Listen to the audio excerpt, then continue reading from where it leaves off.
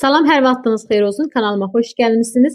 Bu günlərim mən çox dadlı bilincik resepti sizlərlə paylaşıram. Bilincik üçün bizə lazımdır çəkilmiş ət. Əti qazanın içərisinə əlavə edib üzərindən su töküb qoyuram pişməsi üçün. 3 ədəd soğanı xırda şəkildə doğrayıram.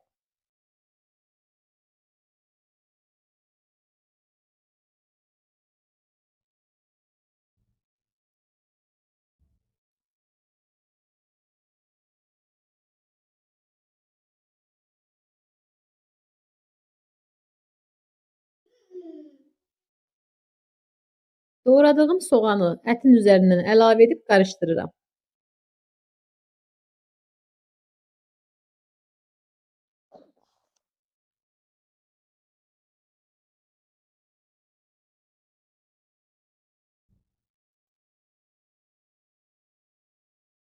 Ət bişdikdən sonra ətin üzərindən bitki yağı əlavə edirəm.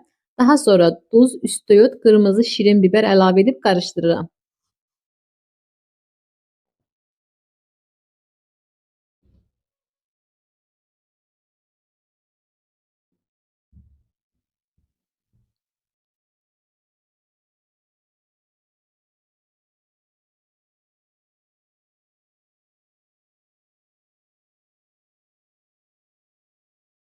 Qovurduğum ətin üzərindən xırda doğradığım kişnişi əlavə edirəm.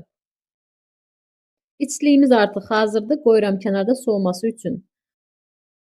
Bilincigin hamuru üçün bizə lazımdır 2 stəkan un, 1 çay qaşığı duz, 1 xörək qaşığı şəkər tozu. 2 stəkan süddən istifadə etdim. Südü az-az əlavə edərək qarışdırırıq.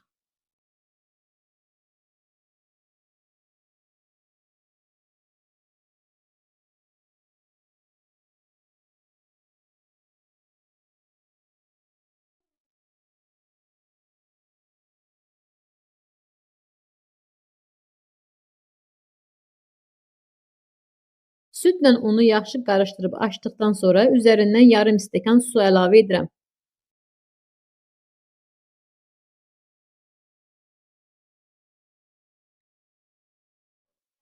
Bilincik üçün 2 ədəd yumurta götürmüşəm. Yumurtanı qabın içərisinə sındırıram.